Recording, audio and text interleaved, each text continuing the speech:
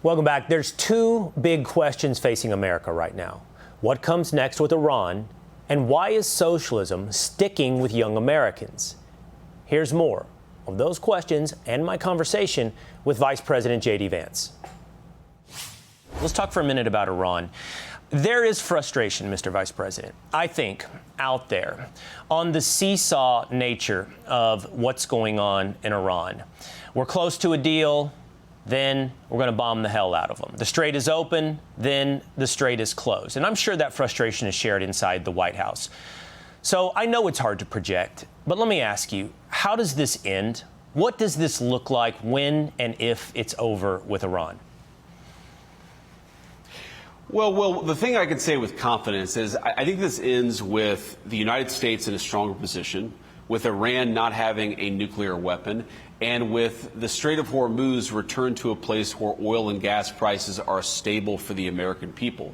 I think the issue here, Will, is that the Iranians sometimes make commitments that they don't honor. They make a deal, they don't honor the deal. And I understand your point about the seesaw nature of this, but I think what that reflects is that we have a lot of tools at our disposal to compel action. And sometimes we're focused on the energy piece of it because we want Americans to be able to afford the price of oil and gas. Sometimes we're obviously focused on the military nature of it. Sometimes we're focused on the nuclear program. So I think what is really happening is that you're seeing a president of the United States at the height of his authority with a lot of tools, diplomatic, military, and economic. What I think is really going on from the inside is that we're using those tools very selectively, very strategically to get the outcome that the President of the United States needs to get for the benefit of the American people. And it really is twofold. It's ensuring that the Gulf countries continue to send oil and gas to the world economy so that we have energy price stability. That's obviously important for the American people. I know that oil is down today, and it's way down from the highs in the early days of the conflict. That's goal number one. Keep oil and gas cheap for Americans all over our country. And then obviously goal number two is ensure that Iran never gets a nuclear weapon. I feel confident we're accomplishing both of those goals, but it's inherently an unpredictable thing because the Iranians themselves are unpredictable and they sometimes don't honor the commitments they've made to us. All right, really quickly, I want to ask you this. There is obviously, and I think it's beyond comedically, a movement in the United States to embrace socialism. We've seen, for example, a joke of a candidate in Wisconsin still get 300,000 votes, people voting for democratic socialism. But I think the real question, and I think it's a question for you, it's a question for Republicans at large, is this. When a young person looks at their life and they say, you know, I did what America asked me to do. I went to college, I got a job, and I don't think I can afford the life that my parents could afford.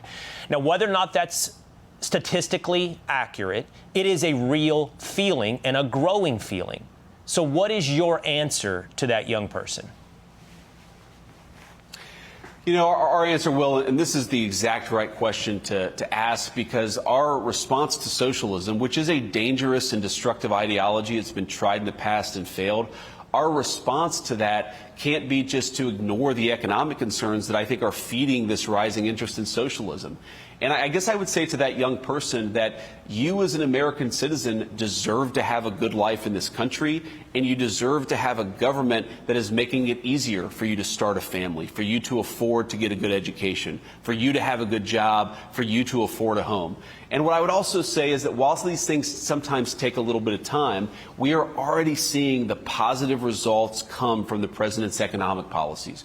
We're seeing trillions of dollars of new investment into this country, which means good middle-class jobs for young people, middle-income people all across our country. We're seeing housing prices finally stabilize. They doubled during the Biden administration. They have finally kind of flatlined during the first year and a half of the Trump administration.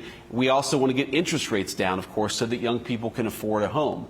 We want people to be able to afford the good things about this wonderful country that we all live in. And my warning to my fellow Republicans, Will, would be if we don't get this right, don't blame young people for being sympathetic to socialism. We've got to blame ourselves. And I think what is so unique and refreshing about Donald Trump's economic policies is that it's not the same old economic, ideas that you would have heard 30, 40 years ago. He's talking about rebuilding our industrial base, rebuilding the heartland, making our streets safer, making it possible for young people to afford to buy a home.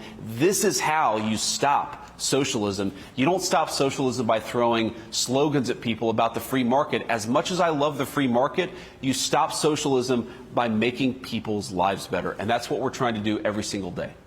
All right. That answer, I believe, is worthy of a much longer conversation, maybe one that you and I can have in Austin as the University of Texas plays Ohio State. I won't make you commit on television, but I hope to see you September 12th in Texas. Thank you, Mr. Vice President. Take care, Will. Thanks for having me. Be sure to like and subscribe for all the Fox News latest on YouTube and catch full shows streaming now on Fox One.